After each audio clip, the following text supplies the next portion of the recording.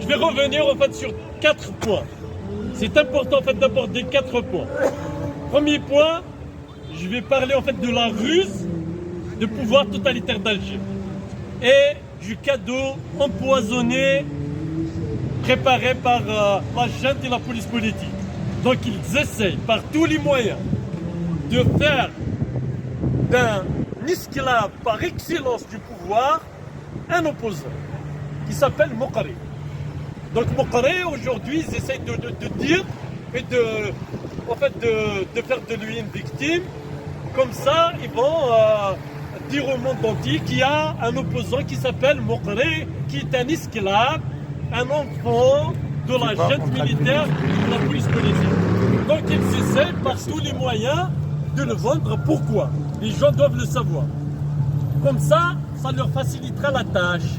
Pourquoi? Parce que Hamas, donc il est né, c'est l'enfant de Hamas, donc ils vont dire les opposants en Algérie c'est Hamas, donc vous choisissez entre Hamas ou le régime totalitaire d'Algérie. Le régime va vous protéger des monstres de Hamas en Algérie.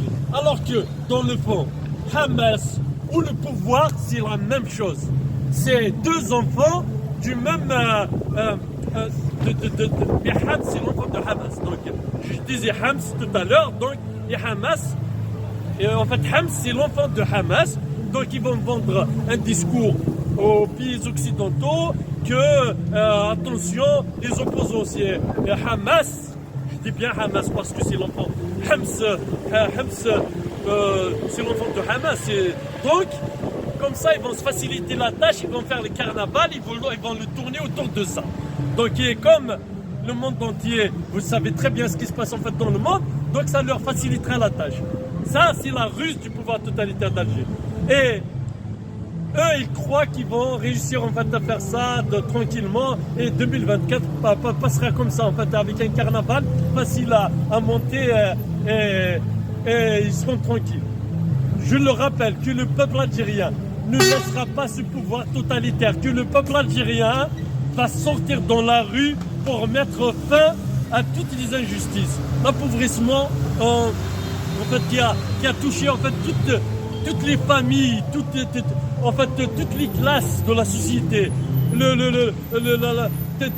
Ces méthodes utilisées pour terroriser le peuple, l'hégémonie par le désordre installé partout en Algérie, ça on va mettre fin. On ne peut pas, le peuple ne peut plus vivre en fait dans ces conditions. Il y a un deuxième point, bien sûr on est à quelques en fait aujourd'hui en fait c'est l'anniversaire d'une date importante parce que les droits de nos militants sont écrasés, piétinés, des milliers de militants sont en prison. Et cet anniversaire, c'est l'anniversaire de justement de la création d'un grand, quelque chose qui est noble, hein, en fait, de l'anniversaire en fait de la proclamation de la déclaration des droits de la personne humaine. Donc ces droits en Algérie sont écrasés. L'ALAM il est à 100, presque 4 mois en fait, de grève de la faim. Hassan El-Qadi, journaliste indépendant, est toujours en prison, des milliers de personnes en prison.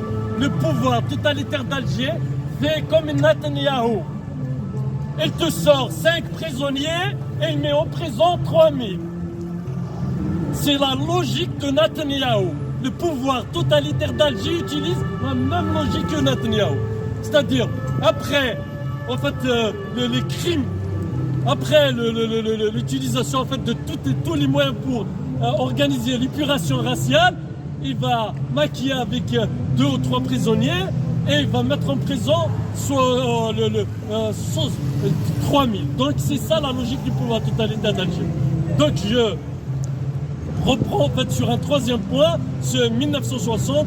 Vous savez très bien que le colonialisme en Algérie a cru qu'il va séparer l'UFLN qui luttait pour l'indépendance de l'Algérie, pas l'UFLN d'aujourd'hui, les voleurs et les prédateurs. Hein.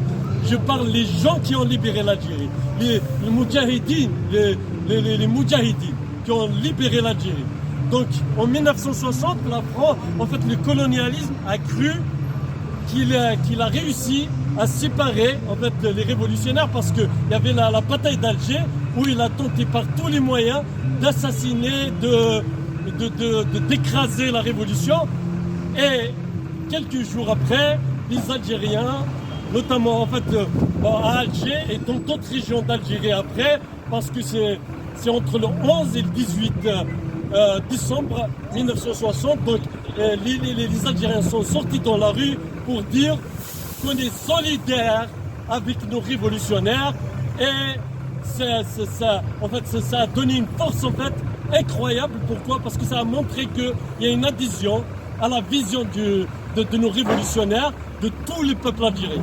Donc ça a affaibli les colonisateurs et ça a affaibli en fait les gens qui écrasaient en fait nos révolutionnaires et qui ont utilisé tout, hein, la torture, les assassinats, les emprisonnements. Donc aujourd'hui, l'anniversaire demain, on rend un grand hommage à nos révolutionnaires. Donc, et la révolution de 2019 est la même parce que la révolution de 2019, c'est la continuité, c'est le parachèvement en fait, de la révolution de 1830 jusqu'à 1962. Donc, et cette révolution va revenir en force pour balayer les gens qui ont trahi.